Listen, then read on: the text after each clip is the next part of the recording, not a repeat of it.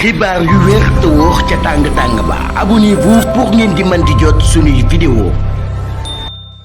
jërë ngeen jëf ci ànd gi ak ñun ci chaîne bi di Buzz 221 HD. procureur bu Diourbel Modou Diop Diaobé moom mi nag daan na koy xamal ni ab simple citoyen dong nga nekku ab policier Seneweb moom moo ko daal di xamle. coordinateur bu brigade de surveillance municipale BSM de Touba Modou Diop Diaobé ak ñaar ci ay agent wam Saliou Ndiaye ak Dame Lam daan nañ leen di jugé jeudi bi ngir usurpation des fonctions, outrage, rébellion, menace et porte illégale d'uniforme à la barre du tribunal de grande instance de Diourbel. maanaam ñoom ñi kon daal liñ leen di toppee mooy usurpation de fonction maanaam kon liggéey bu jàmbur boo xam ne du sa liggéey noonu lañ ko mën a waxee maanaam kon jël fonction wu jàmbur ak outrage ak rébellion ak menace ak porte illégale d'uniforme maanaam outrage nag bu ñu ko waxee mooy outrage à un agent maanaam jànni ab agent wala yu ni mel ak rébellion maanaam rébellion tamit ba tey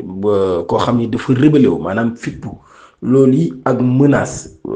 xuppe ak tamit li nga xam ni moo di sol ab uniforme ci lu jaarul yoon maanaam tenue yi policiers yi sol ci kanamu tribunal grande instance bu Diourbel ñoom ñett ñi nag daal daan nañu weddi mbir yi leen di toppee ba mu sedd wicci ki nga xam ni mooy président de séance ba Modou Diop Diaobé mii daal ak ñi nga xam ne ñoom daal di àndal dañuy nuroo ak ay policiers ndax uniforme yi ñuy sol mun leen nag daal amul leen benn droit contrôler ay oto te nag daal warul leen sol ay tenue yu nuroo ak yu policiers yi neen nag daal lii yéen a tooñ mun nag daal bu fekkoon depuis 20 ans li ngeen def ni daal depuis 20 ans maanaam loo xam ne la jaarul benn jaarul yoon loolu le président xam ne ba tey procureur bi Farba Ngom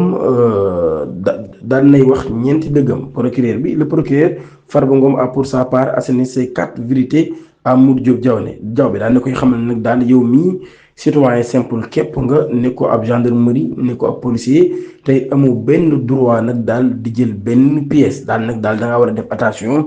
parce que nag daal mënuñoo nangu benn yoon yenn pratique yi daal koy nag daal mise en garde bu baax a baax coordinateur de la BSM Touba ginnaaw ba nag daan nañu sàkku ci moom ñu daal di koy tëj kon lu toll ci juróom benn weeri kaso yoo xam ne ko tëdd plaidoyer bi nag daal la défense daan nay assuré par maître Serigne Diongu ak Assane D Ndiaye loolu nag daal kon mën nañu wax ni Modou Diop Diaobé mi le 26 incha allah ay mbirum dina daal di leer moom mi nga xam ne kon moom moo jiite brigade municipale bu Touba ginnaaw bi nga xamee nag moom mi dañ ko tegoon loxo ci police bu Ndaamaatu ginnaaw bi ñu waxee da doon arrêté ay oto ginnaaw ba ci la fa jàppante ak ñi nga xam ne ñooy yëngu ci wàllum yoon bañ ko daal di teg loxo moom Modou Diop Diaobé mi jeudi ñaar fukki fan ak ajuma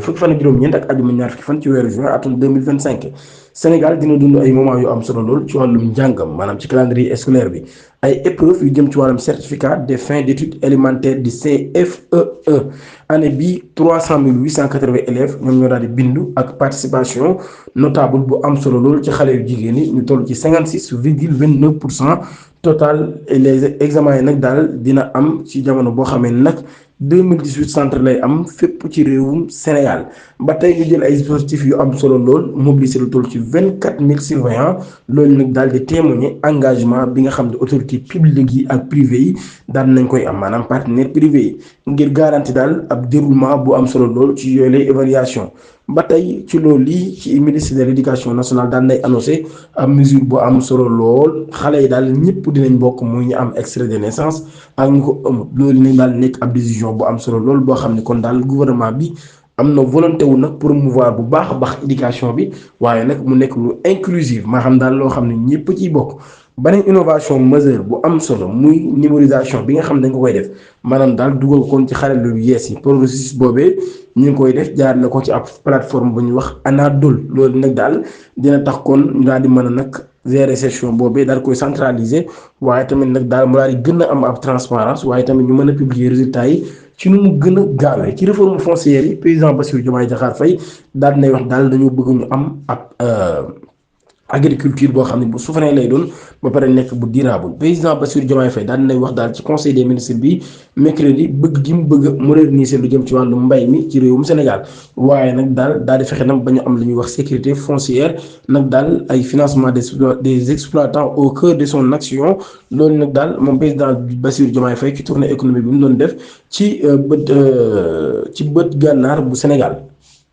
moom njiitum réew bu Sénégal daal daan nay wax nag urgence yi nga xam daan nañ koy am ngir accélérer ab réforme foncière consensuelle fondée sur les travaux existants de la commission nationale de réforme foncière mu nekk nag ab réforme boo xam ne dañ koy dugal ci agenda national de transformation bi nga xam dañ koy amal ngir promouvoir lu jëm ci wàllum mbay mi ba pare gën ko moderniser aussi waaye mu nekk lu inclusive maanaam daal loo xam ne kon ñëpp ci mën a bokk loolu kon bokk na ci mbébéti njiitum réew mi. 3 réformes yi nga xam ne état bi daf ko jël Ousmane Sonko daan nay affiché méthode bi ak priorité yi ci conseil des ministres bi ñu doon amal 18 juin 2025 le premier ministre Ousmane Sonko daan nay wax engagement yu gouvernement bi am daal ngir daal di am ay réformes structurelles maanaam réformes yoo xam ne kon yu mën a yàgg lay doon waaye tamit yu profond loolu nag daal daan na koy wax. daal koy li nga xam ne wax nañ ko ci seen mandat bi daal ngir transformer daa koy obtenir ci mars